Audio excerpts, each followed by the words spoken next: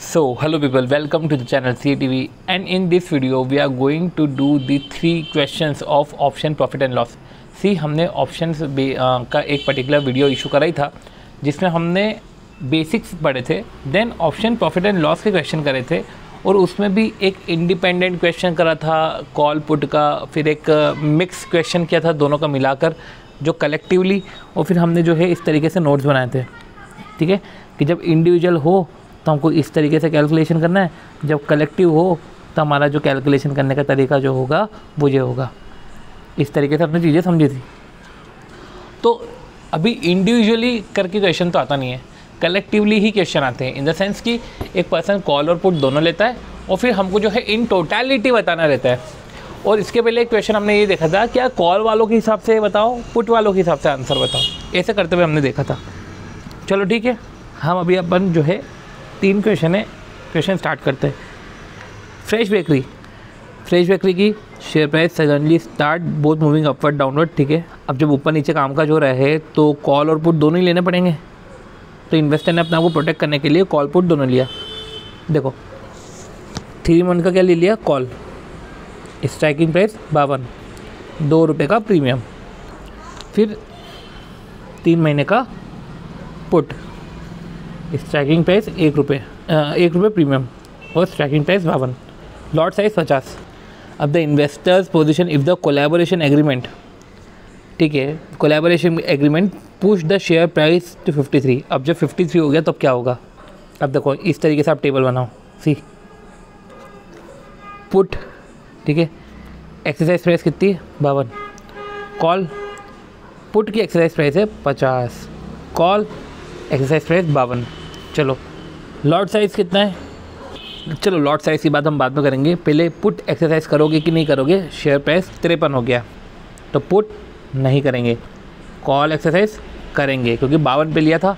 ठीक है, चलो पुट एक्सरसाइज नहीं करेंगे तो नहीं करेंगे तो ना तो इनफ्लो है कुछ, आउटफ्लो भी कुछ नहीं है, पर हाँ प्रीमियम तो लग रहा है, और प्रीमियम कितना है 1 रुपये। रही बात आती है जब कॉल 52 का कॉल, राइट, 52 का कॉल, समझो अब एक्सरसाइज प्राइस हम एक्सरसाइज करेंगे क्योंकि भाव तो जो है वो 53 हो गया।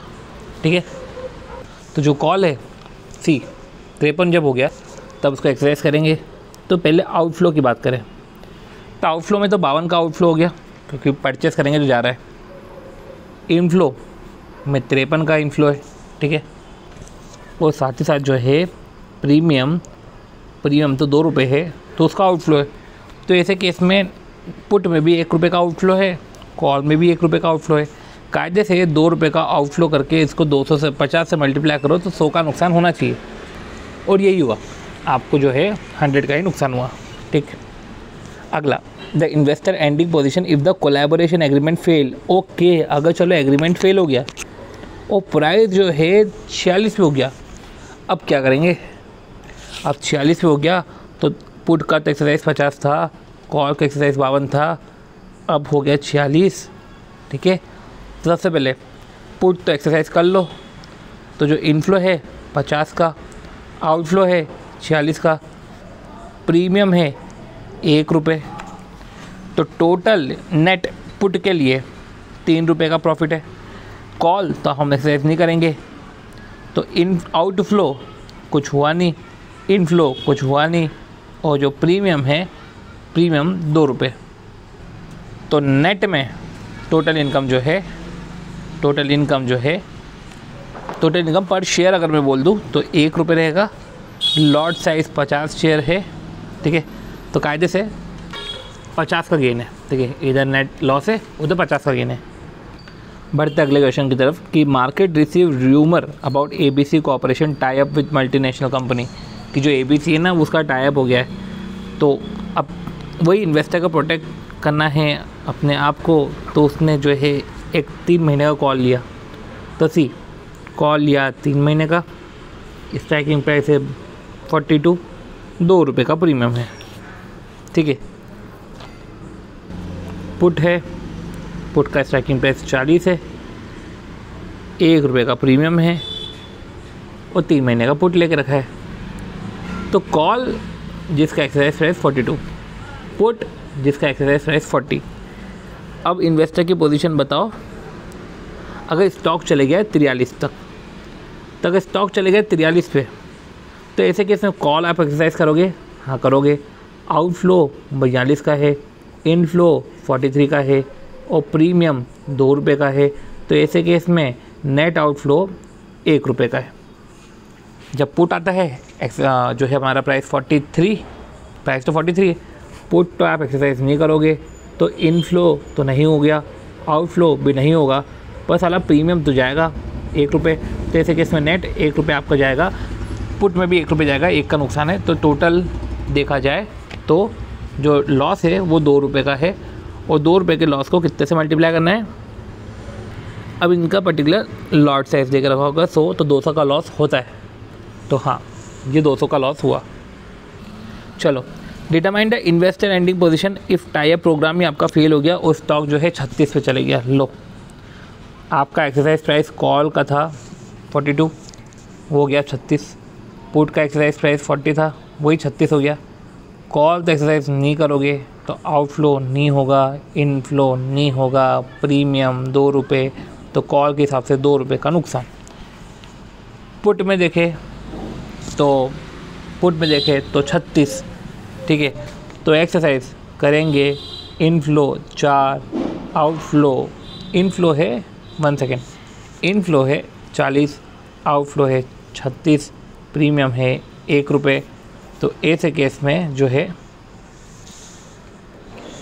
3 रुपये का प्रॉफिट, मतलब 2 रुपये का नुकसान, तो टोटल 1 रुपये का प्रॉफिट। 50 से मल्टीप्लाई करो, 1 सेकेंड, 100 से मल्टीप्लाई करो, क्योंकि 100 का लॉट है तो 100 का गेन हो गया, ठीक है, यही देके रखा है।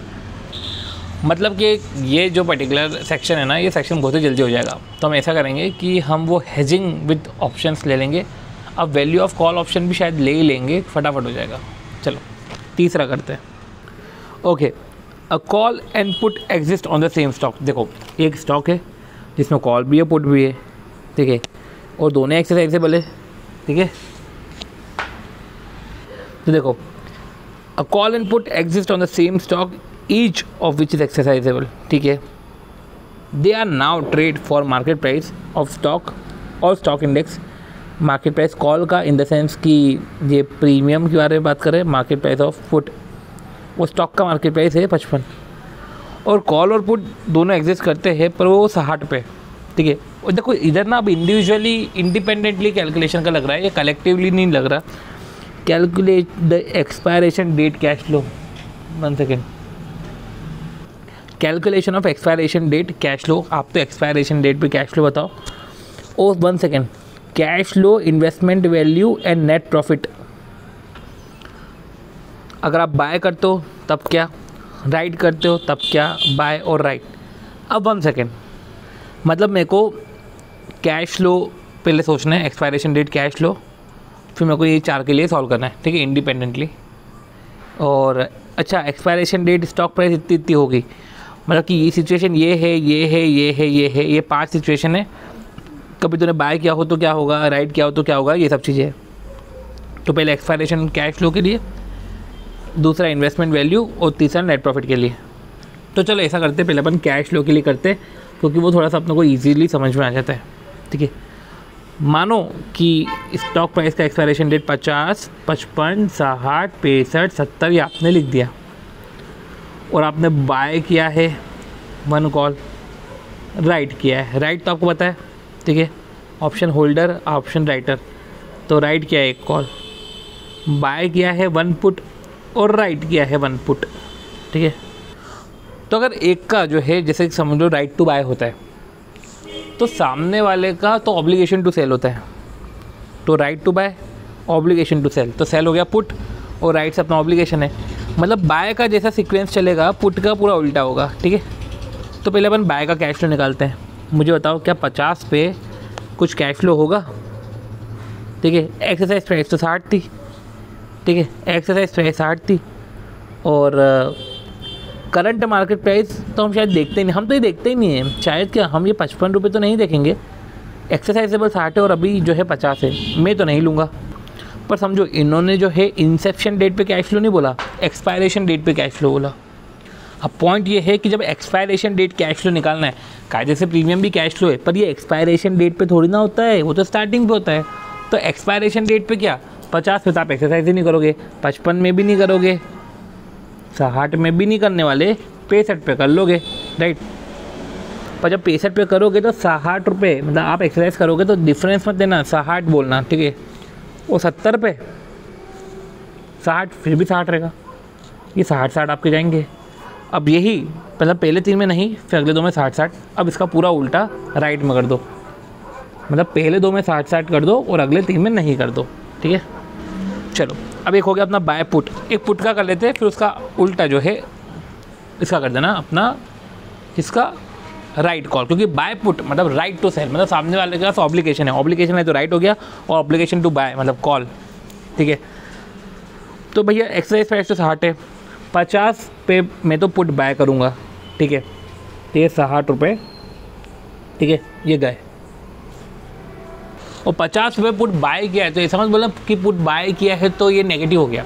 सी मैं सेल करूँगा ना, सेल करा 55 पे, सेल करा 60 पे, कुछ नहीं करा, 65 पे मैं कुछ नहीं करूँगा, 70 पे भी कुछ नहीं करने वाला।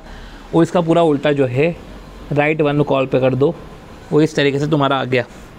अब पॉइंट ये है कि ये एक्सपायरेशन डेट कैश फ्लो तो हमने समझ लिया। ग्रॉस प्रॉफिट क्या होता है?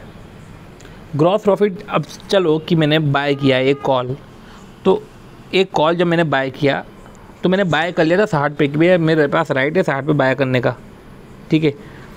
तो अगर प्राइस बढ़े, जब 65-70 हो तो मैं 60 पे बाय करूँगा, मेरे को प्रॉफिट मिलेगा। तो मेरा जो कैश आउटफ्लो होता है कि मेरा 60 रुपये गए, जब 65 और 70 हो गया तो मेरा निकला, मैंने परचेज़ करा, फिर देन भले मैं सेल करके प्रॉफिट कमा लूँ, पर फिर मैं सेल भी करूँगा तो जो 5 रुपये, ठीक है, वो मेरे को आएंगे। अभी मैंने वो नहीं माइनस किया है क्या, अभी मैंने प्रीमियम नहीं माइनस किया, तो जो 5 रुपये है वो मेरा हो गया प्रीमियम, सॉरी वो हो गया मेरा नेट ऑफ प्रीमियम, मतलब कि मेरा एक तरीके से ऑप्शन से कितना गेन हुआ। पर फिर नेट क्या है आपका?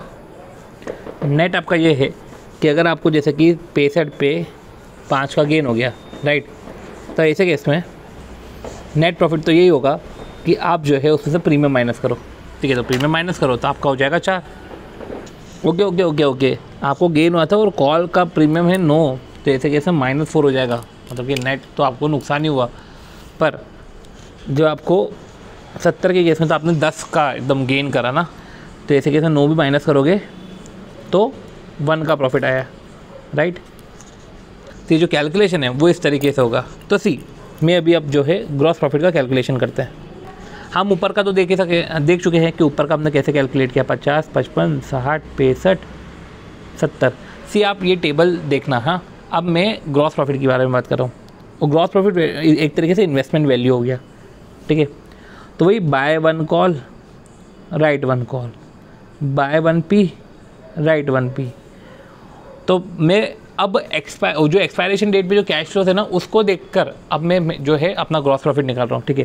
पहले 3 में तो कुछ नहीं है, दूसरे में 5 है, तीसरे में 10 है, बाकी पहले 3, चौथे में 5 है, पाँचवें में 10 है, ठीक है। अब इसका ही पूरा उल्टा कर देता हूँ, राइट। पर ध्यान रखना इसमें इसका उल्टा नहीं होगा, इसका उल्टा होगा पर वो नेगेटिव में होगा। तो ऐसा करो आप तो सिर्फ अभी बाय का करो, बाय का करा, अब आपने पुट बाय 1 कॉल और एक बाय 1 पुट का करो।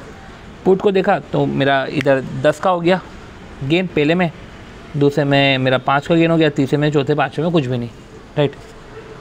तो जब मेरा इन्वेस्टमेंट वैल्यू, ठीक है, जब मेरा इन्वेस्टमेंट वैल्यू या ग्रॉस प्रॉफिट मेरे को ऐसा निकालना है, तो ऐसे केस में जो है बाय कॉल और राइट कॉल, ठीक है, बाय कॉल और राइट कॉल, इनके जो फिगर्स होते हैं वो नेगेटिव में रहते हैं। देखना आपको भी मैं क्या बोलना चाह रहा हूँ। देखो भाई, बाय कॉल का अगर आप एक्सपायरेशन डेट कैश फ्लो में देखो तो -60 था, ये राइट में +60 हो गया। तो आपको क्या करना है, ऐसे में स्टेप क्या है, आप बाय 1 कॉल का कैलकुलेट कर लो एंड बाय 1 पुट का कैलकुलेट कर लो, फिर बाय से आपका राइट भी निकल जाएगा, बाय 1 पुट से राइट 1 पुट का भी आ जाएगा। अब इस तरीके से अपन ने जो है इधर ग्रॉस गेन्स में, इन्वेस्टमेंट वैल्यू में भी हमने किया कि बाय 1 कॉल से हमको 5 का प्रॉफिट और 10 का प्रॉफिट हुआ, राइट 1 कॉल से 5 का नुकसान 10 का नुकसान हुआ, बाय वन प्रॉफिट से पहले ही 2 में 10 का प्रॉफिट 5 का प्रॉफिट हुआ, जिसको हमने 10 का लॉस 5 का लॉस हुआ राइट वन पुट में, ठीक है। तो पहले calculate buy one call and buy one put and then उल्टा कर दो, ठीक है, देन नेगेटिव कर दो इसको। अब अगर हम उसको अगर प्रीमियम के बाद नेट गेन्स में देखें, ठीक है, तो 50, 55, 60, 65, 70 बाय वन कॉल, ठीक है, प्रीमियम तो -4 हो गया तीसरे में, और फिर एक 1 हो गया। बाय वन पुट तो 9 हो गया, 4 हो गया, फिर 000। अब बाय वन कॉल है तो राइट वन कॉल हो गया, जिसमें +4 आ गया और -1 आ गया, और राइट वन पुट में -9 +4 आ गया। 1 सेकेंड, राइट वन पुट में -9 आया और -4 आया, ठीक है, -9 और -4। तो इस तरीके से जो है हमने कैलकुलेशन करा, ठीक है। तो पहले समझो हमारी जो एक्सपायरेशन डेट कैश फ्लोज वो हमने देखा, फिर हमने ग्रॉस गेन समझा और नेट गेन समझा। तो इस तरीके से जो है हमने पर्टिकुलर लर्निंग हमने ये करी है कि एक्सपायरेशन डेट पे कैश फ्लो निकालना तो प्रीमियम से एक्सपायरी पे नहीं, वो स्टार्टिंग पे होता है, तो कैश फ्लो की बात नहीं आती।